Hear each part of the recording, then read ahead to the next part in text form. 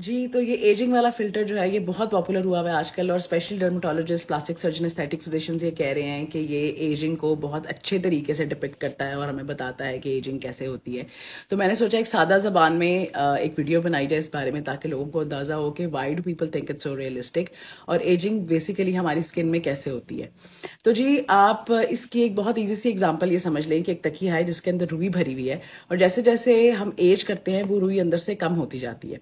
जब भी ये तकिया अंदर से कंप्लीटली फिल्ड होता है रुई के साथ, तो जो ऊपर वाला गिलाफ है वो बिल्कुल टाइट नजर आता है, उसके ऊपर कोई झुर्रियां नजर नहीं आती, उसके ऊपर कोई फोल्ड्स नजर नहीं आती, कोई वो ढलका हुआ नहीं होता वो कपड़ा।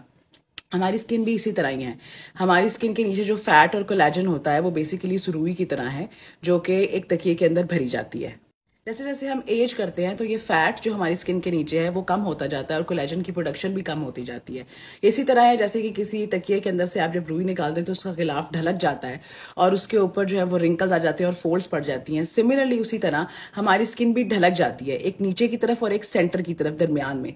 और इसी वजह से हमें जब नीचे की तरफ स्किन ढलकती है, क्योंकि यहाँ से जो हमारी स्किन के पिलर समझ लें या जो फैट के पैड्स हैं यहाँ पर, जब वो यहाँ पे मौजूद होते हैं तो स्किन यूं होती है। जैसे ही वो फैट के पैड कम होते हैं तो स्किन यूं नीचे की तरफ ढलक जाती है, इसीलिए हमें ये जेल्स नजर आते हैं और सेंटर की तरफ ढलकती है, जिसकी वजह से हमें ये जगह जो हैं ये प्रोमिनेंट हो जाती हैं, ये लाइंस प्रोमिनेंट हो जाती हैं, आंखों के नीचे से फैट कम होता है, जिसकी वजह से यहाँ पे हमें ये खड्डे से नजर आना शुरू हो जाते हैं।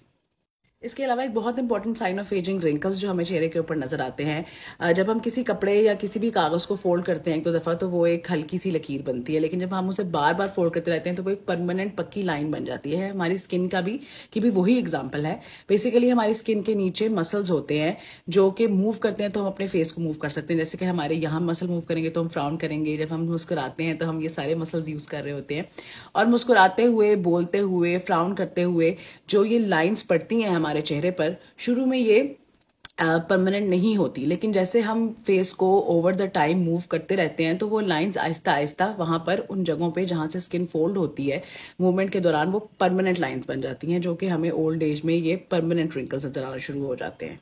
इसके अलावा अदर साइंस ऑफ एजिंग, यानी कि बहुत अरसे का जो सन डैमेज है वो हमें सन स्पॉट्स के तौर पे नजर आएगा, हमें जगह जगह पिगमेंटेशन या धब्बे नजर आना शुरू हो जाएंगे। और बहुत सारी चीज़ों पे एजिंग डिपेंड करती है। आपकी इन्वायरमेंट जो थी उसमें कितने पोल्यूटेंट्स थे, आपकी डाइट कैसी थी, आप किस तरह की खुराक लेते थे, आप सिगरेट पीते थे या नहीं, क्योंकि सिगरेट पीने से हम जल्दी एज करते हैं। और सबसे इंपॉर्टेंट फैक्टर है आपके जेनेटिक्स, यानी कि आपके वालिदैन की तरफ से आपको जो जीन्स मिली हैं वो इस बात का तयन करती हैं कि आप कैसे और कितनी स्पीड से एज करेंगे। So this was a bit about the process of ageing. I hope कि आपको समझ आ गई होगी। इसके बारे में हम मजीद बात करेंगे नेक्स्ट वीडियो।